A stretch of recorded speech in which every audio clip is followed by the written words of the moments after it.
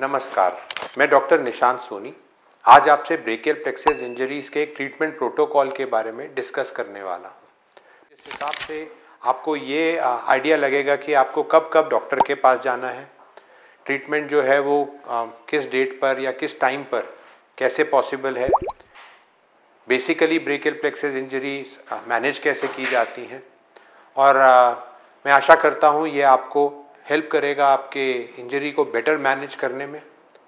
मैं यहाँ पर एक चीज़ ऐड करना चाहूँगा, प्लीज़ याद रखिए ब्रेकियल प्लेक्सस इंजरीज जो हैं वो डेफिनेटली एक ट्रीटेबल प्रॉब्लम है। सर्जरी टाइम पर होने से पेशेंट करीब 70 to 80% अपने लिम्ब का फंक्शन जो है वो वापस रिगेन कर सकते हैं। तो इसलिए अगर आपको कोई ये कह रहा है कि इंजरी के बाद आप कभी ठीक नहीं होंगे और ये हाथ अब आपको पूरी ज़िंदगी डेड वेट की तरह लेके चलना पड़ेगा, तो प्लीज़ हताश ना होएं, वीडियो को देखें और फिर जानें कि इसका ट्रीटमेंट डेफिनेटली पॉसिबल है। आइए अब हम शुरू करते हैं हमारा प्रोटोकॉल जो हमने आपके लिए प्रिपेयर किया है। तो इस प्रोटोकॉल को डिस्कस करने से पहले कुछ इम्पॉर्टेंट और महत्वपूर्ण सूचना है जो मैं आपको देना चाहूँगा। यहाँ हमने बोर्ड पे आपके लिए कुछ ड्राइंग्स बनाए हैं, प्लीज़ इनको समझने की हमारे साथ कोशिश कीजिएगा। हो सकता है सारी चीज़ जो है वो आपकी समझ में ना आए, पर ये आपको एक जनरलाइज आइडिया देने में ज़रूर हेल्प करेगी। अगर हम यहाँ पर इस डायग्राम को देखें तो यहाँ हमने एक नर्व का कट सेक्शन बनाया है। समझ लीजिए हमने नर्व को बीच में से काट दिया और हम सामने से नर्व को देख रहे हैं। तो हम देखेंगे कि एक नर्व जो है पूरी की पूरी वो छोटे छोटे नर्व के फैसिकल से बनी होती है। तो एक नर्व के अंदर जिस तरह अगर हम एक बिजली की तार देखें, उसके अंदर कई कॉपर की वायर चलती हैं एक प्लास्टिक की कवरिंग के अंदर, उसी तरह से नर्व भी छोटे छोटे फैसिकल से अंदर से बनी होती है। ये फैसिकल बहुत सूक्ष्म होते हैं, बहुत सारे होते हैं और अलग फैसिकल्स का अलग अलग फंक्शन होता है। अब देखिए इस नर्व के कट सेक्शन के अंदर हो सकता है ये 1 2 3 4 फैसिकल ग्रुप जो हैं ये किसी पर्टिकुलर मसल्स को सप्लाई कर रहे हों और बाकी की जो बनाई है ये 1 2 3 4 ये सेंसेशन के फाइबर्स जो हैं वो कैरी कर रही है, जहाँ पर भी नर्व को अपना सेंसेशन प्रोवाइड करना है। इस नर्व की जो बाहरी परत होती है उसको हम एपिन्यूरियम बोलते हैं। जो एक एक पर्टिकुलर फेसिकल की जो परत होती है उसको हम पेरीन्यूरियम के नाम से जानते हैं। और जो इन फैसिकुलर ग्रुप्स के अंदर एक्सॉन्स होते हैं या नर्व के छोटे पतले रेशे, उनकी कवरिंग को हम एंडोन्यूरियम के नाम से जानते हैं। अब अगर हम देखें ये नर्व कई प्रकार या कई तरीके से डैमेज हो सकती है। फॉर एग्जांपल अगर हम इनको क्लासिफाई करना चाहें कि ये किस तरह की नर्व इंजरी है, तो इसकी क्लासिफिकेशन सेडन क्लासिफिकेशंस के नाम से जानी जाती है। इसके अंदर 3 टाइप्स डिस्क्राइब्ड हैं। Type 1 that is neuropraxia. Neuropraxia का मतलब है नर्व सुन पड़ गई है, ना तो उसके अंदर उसके अलावा कोई स्ट्रक्चरल डैमेज हुआ है, ना उसके अंदर किसी प्रकार का कोई कटाव आया है। और इस टाइप की इंजरी जो है उसका रिकवरी पीरियड हम ये मान के चलते हैं कि अगर प्योर न्यूरोप्रैक्सिया है, टाइप 1 इंजरी है, तो वो 6 हफ्ते पे खुद ब खुद रिकवर हो जाएगी।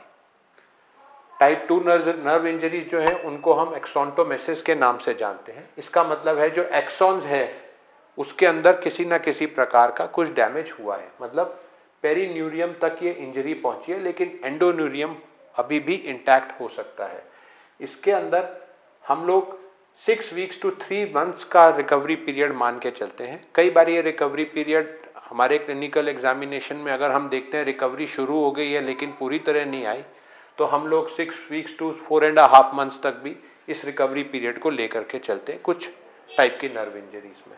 और अगर ये टाइप 3 की इंजरी है जिसका मतलब है न्यूरोटोमिसिस, मतलब कि नर्व पूरी तरह से कट गई है और उसके अंदर there are no chances of recovery without surgery, मतलब ये नर्व कभी भी रिकवर नहीं करेगी। अब अगर हम देखें इसके अंदर the classification of nerve injuries, तो हम ये समझ जाएंगे कि न्यूरोप्रैक्सिया के अंदर वेट एंड वॉच करना ही बेस्ट है। रीअश्योरेंस और वेट और जॉइंट्स को सपल रखने की फिजियोथेरेपी और एक्सरसाइजेस, क्योंकि ये 6 हफ्ते पे खुद ब खुद रिकवर करने वाली है या हो सकता है उससे पहले ही रिकवर कर जाए। एक्सॉन्टोमेसिस के अंदर we can just keep our fingers crossed, 6 weeks to 3 months के अंदर ये नर्व इंजरी जो है इस टाइप की वो यूजुअली रिकवर कर जाती हैं।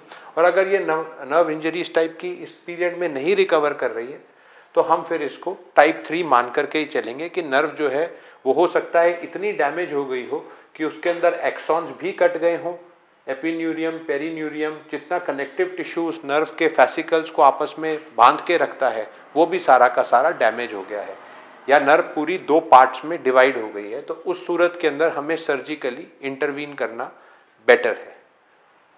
अगर हम देखें तो ये नर्व जो है वो मांसपेशियों में सप्लाई कैसे देती है।